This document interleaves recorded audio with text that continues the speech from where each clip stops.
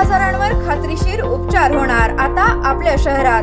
Khambalkar super speciality hospital Sawantpur वसाहत आपल्या सेवेसाठी 24 तास तत्पर। नवजात शिशु अतिदक्षता विभाग, अद्ययावत अतिदक्षता विभाग, अद्ययावत वंध्यत्व निवारण विभाग, व्हेंटिलेटर, सेंट्रल ऑक्सिजन, ॲम्ब्युलन्स सेवा, digital X ray, pathology lab, pharmacy, सुसज्ज operation theatre, joint replacement, cashless insurance सुविधा, मुख्यमंत्री सहाय्यता निधीचा लाभ। खंबाळकर सुपर स्पेशालिटी हॉस्पिटल, संपर्क 88 03 36 37 38। गुन्हेगारांचे निवडून जाणे म्हणजे व्यवस्थेचे अधपतन। डॉक्टर प्रसाद कुलकर्णी, आचार्य शांताराम बापू गरुड व्याख्यानमालेस प्रारंभ। समाजवादी प्रबोधिनी शाखा किर्लोस्करवाडी, VY आबा पाटील समाज प्रबोधन अकॅडमी आणि परिवर्तनवादी संघटनेतर्फे प्राध्यापक डॉक्टर ND पाटील, आचार्य शांताराम बापू गरुड व गोविंद पानसरे यांच्या स्मृतिप्रित्यर्थ रामानंद नगर येथील ग्रामपंचायत सभागृहात व्याख्यानमाला आयोजित करण्यात आली आहे। 1 ते 3 मार्च या होणाऱ्या आचार्य शांताराम बापू गरुड व्याख्यानमालेस आज प्रारंभ झाला।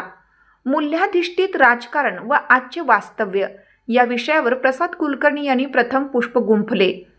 व्याख्यानमालेत अध्यक्षस्थानी VY पाटील, संयोजक समितीचे प्रतिनिधी आदम पठाण, प्राचार्य तानाजीराव चव्हाण, प्राध्यापक उत्तमराव सदामते, कॉम्रेड दीपक घाडगे, प्राध्यापक रवींद्र येवले, संभाजी सदामते, मारुती शिरतोडे, मानसिंग पाटील, माधवी शिंदे, सुमन कोळी यासह पुरोगामी चळवळीचे कार्यकर्ते मोठ्या संख्येने उपस्थित होते।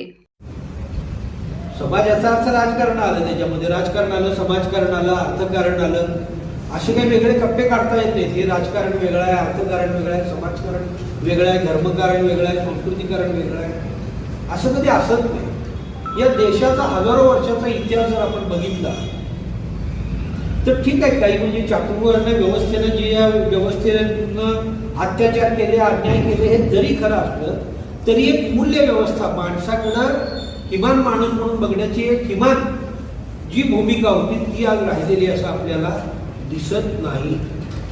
कालचं स्वारगेटवरचा बलात्काराचं प्रकरण असो किंवा ते बीडमधलं प्रकरण असो, काय दिसतंय, कोण कुणाला वाचवायला लागलेलं आहे? गुन्हेगारांना, म्हणजे पूर्वी कसं होतं, एकूण आपण असं म्हणायचो, आता स्वातंत्र्याला एकीकडे 75 वर्ष पूर्ण झाली, घटनेचं हे 75वं वर्ष सुरू आहे आणि प्रत्येक जण, म्हणजे आता इथं बसलेले अनेक ज्येष्ठ माणसं आहेत, आपल्यापैकी प्रत्येकाला, आता मी सुद्धा तरुण म्हणतो पण मी सुद्धा आता 60 प्रवेश करणार।